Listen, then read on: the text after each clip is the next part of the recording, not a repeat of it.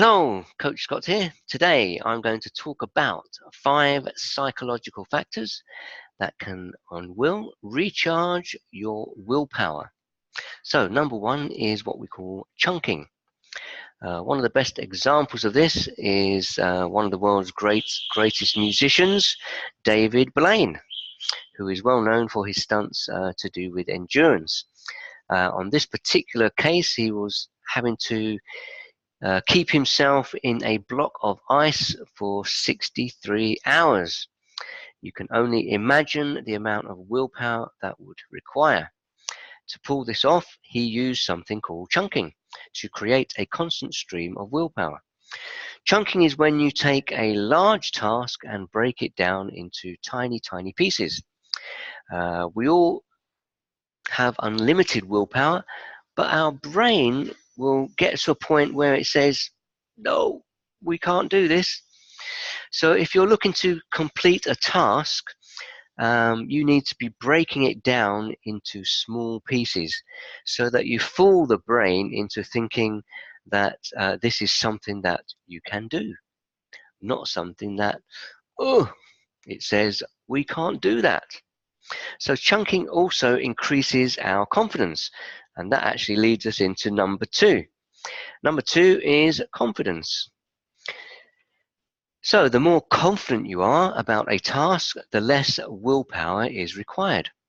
So let's say you want to lose 20 pounds. Now, if you were to ask 20 strangers in the street, how confident are you about losing 20 pounds? Most people would say, I'm not sure if we can do that. However, if you ask 20 people if they could lose a pound, most people would probably say, yeah, I can do that. So confidence is all about the small wins. And a good way to do this actually is to track what you're doing. So if it's to do with losing weight, you track your weight, and as you see yourself reducing your weight, it actually reinforces your ability, your confidence to actually achieve what you want. And you then require less willpower to do so. Okay, number 3, change your view of willpower. So how much willpower we think we have access to. There are some people that believe that their willpower is limited, while others think that willpower is unlimited. Now those that think they have an unlimited willpower have obviously much more willpower. So the truth about willpower is that, well, we all have almost unlimited willpower. However, your brain likes to put a limit on what you can tap into. So by learning about willpower, you will get more confidence, which increases your willpower. Number 4 is changing our identity. By having an identity that aligns with your goals and habits, you're trying to build decreases the amount of willpower required. So how do we do this? Certainly easier said than done. It's all really about being careful with how you're thinking, what thoughts are going on inside your head. So for example, if you're trying to give up smoking, rather than thinking, I can't smoke, I told myself I was going to quit, we should be thinking, I don't smoke.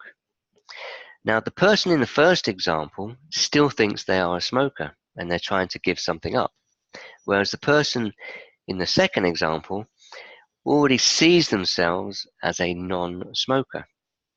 Yeah. So eventually, if you keep on that thought pattern, I'm not a smoker, you start to believe it, and it then takes less willpower to continue not to smoke. Okay, so let's have a look. Also, don't think in terms of I have to, I must, and I can't. Change these into the words I want to. The first few verses are still referring to the old you, the one you're trying to change. But if you use the words I want to, then you are agreeing with your new identity. And finally, the 5th thing we can do is to use high-level thinking. A scientist called Fujita, did a survey in 2006 and found that people who spent more time doing high-level thinking have higher levels of willpower. So low-level thinking, we think in short term about specific things, like how am I going to get to the gym? What am I going to eat? And these thoughts include the words how and what. High-level thinking, you think in long term and more in general, like why am I going to the gym? And this creates a sense of purpose and meaning. So let me just share my screen quickly and I'll just go over those 5 points. Where are we? Here we are. So 5 psychological factors that affect your willpower. We had a look at chunking, which is breaking up your big goals into tiny tasks. Increasing your confidence, so believing that you can accomplish goals. Change your view of willpower, meaning you can tap into more of your unlimited willpower by studying and practicing. Change your identity. Easier to quit something if you don't identify as a user. So think of the person you're going to be as opposed to what you were before. And more high-level thinking. Why are you trying to stick to going to the gym? Because I will lose weight and have a much better shape. Okay, let me stop sharing my screen. And there we are. So if you liked or enjoyed this training, there's more. Please click on the link and go to my Facebook group.